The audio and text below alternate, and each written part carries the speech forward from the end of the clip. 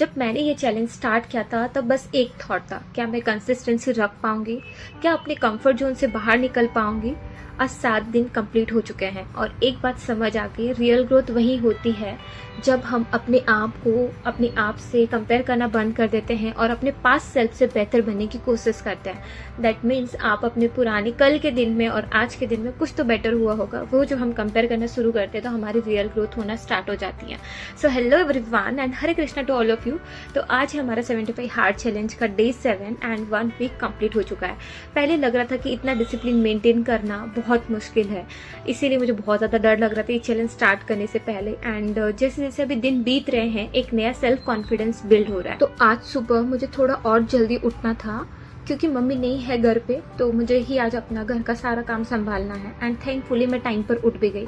सो morning discipline maintain करना अब आदत बन रही है। पहले जैसे लेजी फील होता था, उठने का मन नहीं होता था, अभी वो नहीं हो रहा, क्योंकि जब एक बार डिसिप्लिन का मोमेंटम बिल्ड हो जाता है तो मोटिवेशन ऑटोमेटिकली आ जाता है। तो अपना डेली मॉर्निंग का रूटीन खत्म करने के बाद मैंने खाए सोक्ड ड्राई फ्रूट एंड ये खाने के बाद मैं लग जाती हूँ किचन में अपना घर का काम करने के लिए, जिसमें मुझे प्रॉपर खाना बनाना है। और वो भी थोड़ी जल्दी थी क्योंकि पापा जल्दी शॉप पे जाते तो, और मैं डेली की आदत नहीं है, डेली वैसे मम्मी करते हैं ये सारा काम, लेकिन आज मुझे ही घर की मम्मी बनना पड़ा था। तो मैंने घर के सुबह उठते ही सारा ये अपना रूटीन खत्म करने के बाद मैं लग जाती हूँ किचन में, अपना सारा काम खत्म किया, रोटी सब्जी जो भी है पापा के लिए भी खाना वगैरह पूरा बना के उनको खिला के फिर भेजा मैंने शॉप पे। फिर मैंने अपने लिए बनाए ओट्स क्योंकि मुझे लग गई थी बहुत ज़्यादा भूख, तो ओट्स बनाए एंड ओट्स बनाने के बाद मैंने किया नाश्ता करने के बाद घर का जितना भी छोटा मोटा जो काम बच गया था वो भी कंप्लीट किया।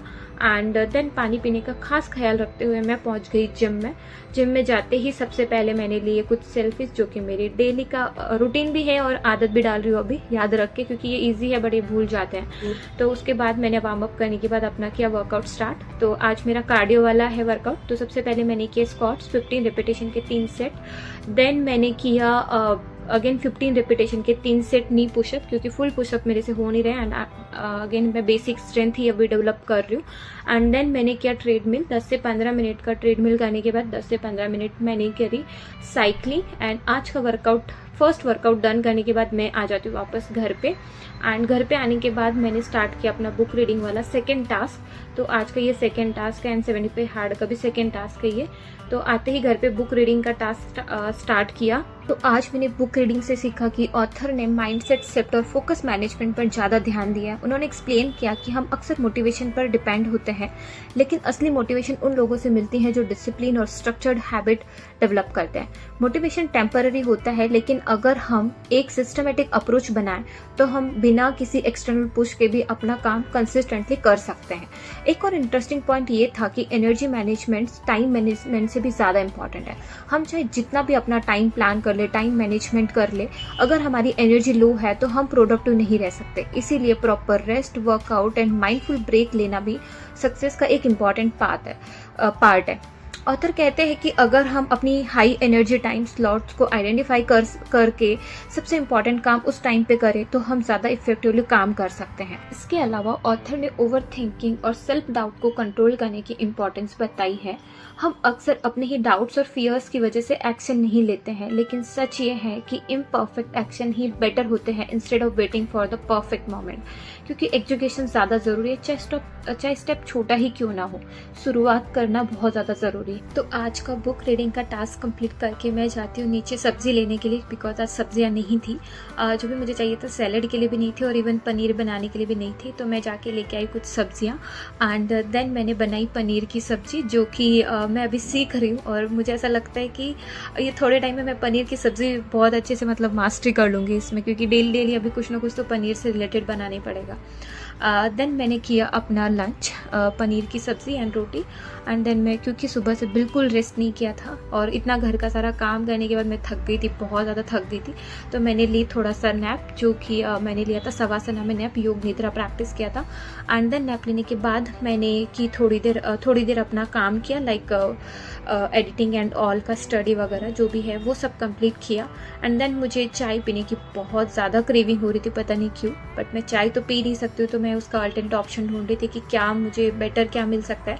हालांकि सेम चाय जैसा तो टेस्ट नहीं कर रहा है, बट हाँ तुलसी और अदरक की मैंने चाय बनाई और इसको मीठा करने के लिए मैंने डाला गुड़। इसका टेस्ट काफ़ी अच्छा लगा, मतलब इतना बैड तो नहीं है, बट हाँ चाय की क्रेविंग जो थी वो काफ़ी हद तक कम हो गई, क्योंकि एक माइंड को एक सेटिस्फेक्शन मिल गया कि चलो ठीक है चाय पी ली है। चाय बनाने के बाद मैं लग जाती हूँ अगेन किचन में, क्योंकि मुझे डिनर भी बनाना था।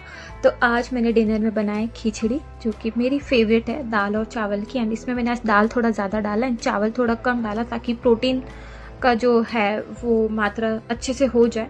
पहले तो मैं ये सब काउंट नहीं करती थी, बट आजकल जिम जाने के बाद मुझे बहुत ज़्यादा ये हो गया कि प्रोटीन इंटेक कितना, हर चीज़ में जाके सर्च करना पर 100 ग्राम कितना होता है। पहले मुझे हालांकि ये बिल्कुल भी आदत नहीं थी, बट अब मुझे ये लग गई है।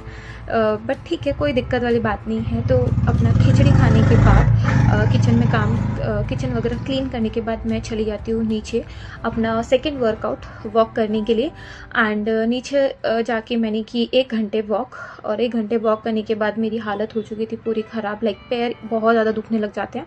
और कभी कभी मुझे वॉक करते करते बहुत ज़्यादा बोर होता है, क्योंकि आप फ़ोन भी देखोगे तो कितना ही देखोगे, ऐसा लगता है कि क्या करें फिर इतने टाइम में, किसी से बात भी करो तो कितना ही बात करोगे। तो मैंने अपना सेकेंड वर्कआउट कंप्लीट करने के बाद मैं आ जाती हूँ वापस घर पे। एंड घर पे आने के बाद आप सबको पता है कि मैं ये वाला काम करती हूँ, अपने सारे टास्क को मार्क करती हूँ कि कैसे कौन सा टास्क कंप्लीट हो चुका है। एंड फाइनली मैंने मार्क किया कि आज डे 7 कंप्लीट हो चुका है सक्सेसफुली। तो बहुत ज़्यादा मतलब खुशी हो रही है कि 1 वीक कंप्लीट हो चुका है। I am feeling so much happy and हाँ मोटिवेटेड भी लग रहा है। तो चलिए कल मिलते हैं डे 8 पे, तब तक के लिए राधे राधे सभी को।